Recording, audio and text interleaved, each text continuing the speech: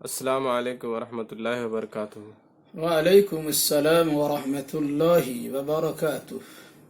سر، جیسا کہ آپ نے ہم لوگوں کو بہت ساری باتوں کو قربانی کے بارے میں بتایا، تو آج ہم لوگ بیسیکلی اسی سے تعلق دو سوال لے کر کے آئے ہیں۔ اچھا، پہلا سوال یہ ہے کہ قربانی کن کن دنوں میں کیا جائے گا اور اس کا وقت کیا ہونا چاہیے، اور دوسرا سوال یہ ہے کہ قربانی کا بیسٹ طریقہ کیا ہے۔ الحمد للہ رب العالمین والصلاة والسلام علی اشرف الانبیاء والمرسلین نبینا محمد وعلی آلہ وصحبہ اجمعین، اما بعد۔ قربانی اللہ کی ایک خاص عبادت ہے، اور یہ عبادت دنوں کے ساتھ مخصوص ہے۔ جب چاہے انسان قربانی نہیں کر سکتا، بلکہ ذی الحجہ کے مہینے میں کچھ مخصوص ایام اور دن ہیں جن دنوں میں قربانی کرنے کی اجازت ہے یا حکم ہے۔ تو سب سے پہلی بات تو یہ ہے، قربانی کا جو پہلا دن ہے، جس دن عید الاضحیٰ کی نماز ادا کی جاتی ہے، جسے یوم النحر کہا جاتا ہے، یعنی ذی الحجہ کی 10ویں تاریخ۔ ذی الحجہ کی 10ویں تاریخ کو عید الاضحیٰ کی نماز کی ادائیگی کے بعد قربانی کرنا ہوتا ہے۔ اس کے بعد اور بھی 3 دن ہیں۔ اس سلسلے میں یہ بات یاد رکھیے، ذی الحجہ کو قربانی سے بہتر 10 ذی الحجہ کو یوم النحر میں قربانی سے بہتر کوئی دوسرا عمل نہیں ہے۔ قربانی در حقیقت اللہ کی قربت و نزدیکی کے لیے ہے۔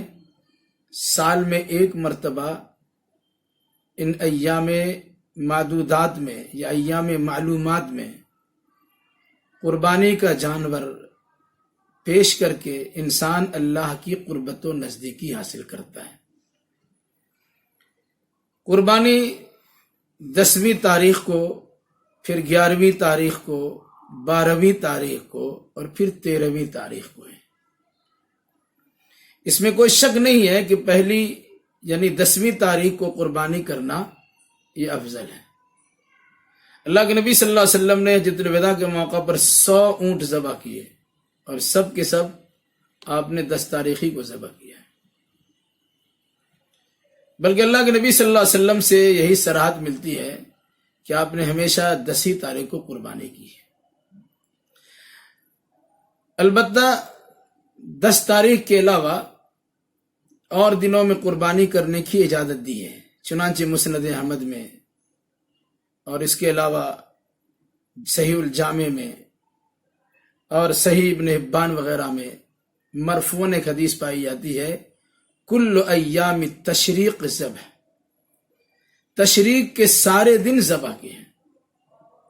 تشریق سے مراد 11، 12 اور 13 ذی الحجہ۔ گویا یوم النحر 10ویں ذی الحجہ تو سب مانتے ہیں، اس کے بعد 3 دن اس حدیث مرفوع کی روشنی میں 3 دن قربانی، یعنی کل لے کر کے 4 دن۔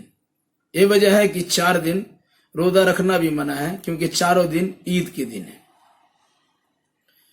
تو 10ویں تاریخ اور اس کے بعد 3 دن، یعنی 4 روز بقر عید ہے، عید الاضحیٰ ہے، اور 4 روز قربانی کی جا سکتی ہے۔ لیکن اس میں کوئی شک نہیں کہ پہلے دن قربانی کرنا بہتر ہے اور افضل ہے۔ اگر کسی وجہ سے کوئی آدمی پہلے دن نہیں کر سکا، دوسری کر دے گا، دوسری نہیں کر سکا تیسرے دن کرے گا، تیسری نہیں کر سکا تو چوتھے دن مغرب سے پہلے کر سکتا ہے۔ اس سلسلے میں صحابہ کرام کے درمیان اختلاف ہے۔ بعض صحابہ یہ کہتے ہیں کہ یوم النحر 10ویں تاریخ اور اس کے بعد 2 دن۔ بعض صحابہ کہتے ہیں کہ یوم النحر 10ویں تاریخ اور اس کے بعد 3 دن۔ یہ صحابہ کرام کے درمیان اختلاف ہے، ان کے آثار ہیں، لیکن صحیح سند کے ساتھ مرفوع حدیث باضابطہ ہے کہ اللہ کے نبی صلی اللہ علیہ وسلم نے فرمایا تشریق کے سارے دن ذبح کے ہیں۔ گویا رسول اکرم صلی اللہ علیہ وسلم کے فرمان کے مطابق 10ویں تاریخ سب سے افضل اور بہتر دن ہے. اس کے علاوہ 11, 12, 13 تاریخ کو بھی قربانی کی جا سکتی ہے. اگر کوئی انسان قربانی 10ویں تاریخ کو عید الاضحیٰ کی نماز سے پہلے کر دیتا ہے تو وہ قربانی قابل قبول نہیں ہوگی. عید الاضحیٰ کی نماز کی ادائیگی کے بعد ہی قربانی ہو سکتی ہے.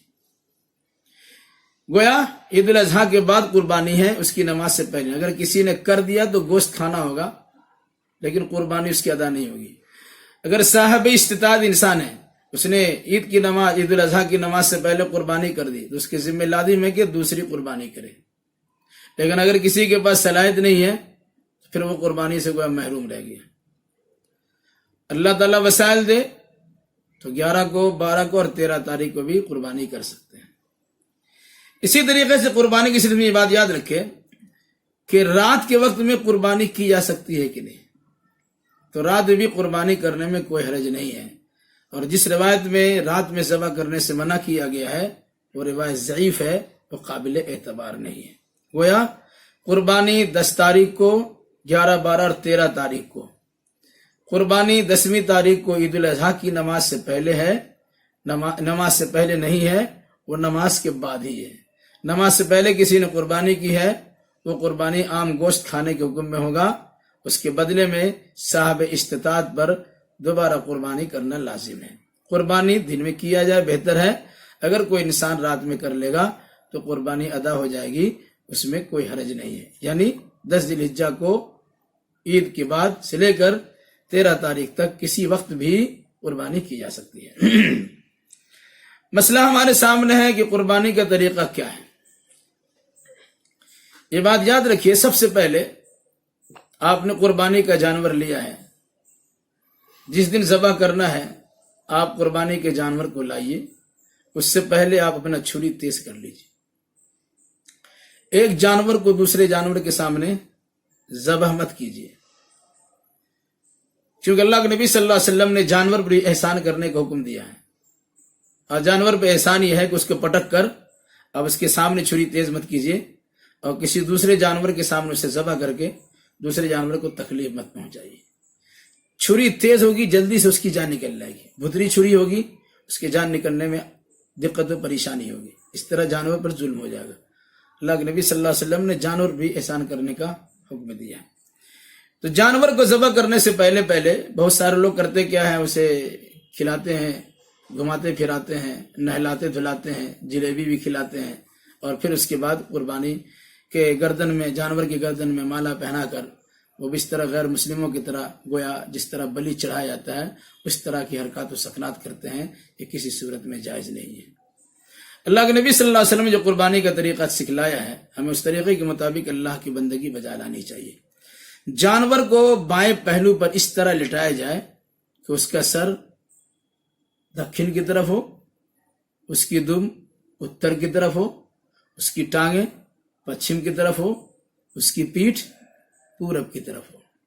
ذبح کرنے والا آدمی پیٹھ کے پیچھے کھڑا ہوگا، اپنے دائیں پیر کو جانور کے دائیں کندھے پہ رکھے گا اور ایک ہاتھ سے اگر ممکن ہو اس کی گردن پکڑے گا اور دوسرے ہاتھ سے ذبح کرے گا. اس طریقے سے جانور کو پٹکا جائے گا. لوگ جانور پٹکتے ہیں، 10-20 لڑکے اس پہ چڑھ جاتے ہیں. یہ جانور ظلم ہے، اس سے پرہیز کرنا چاہیے. تو سلیقے سے جانور کو پٹکا جائے اور اس کے بعد دھاردار اور تیز چھری سے جانور کو ذبح کیا جائے.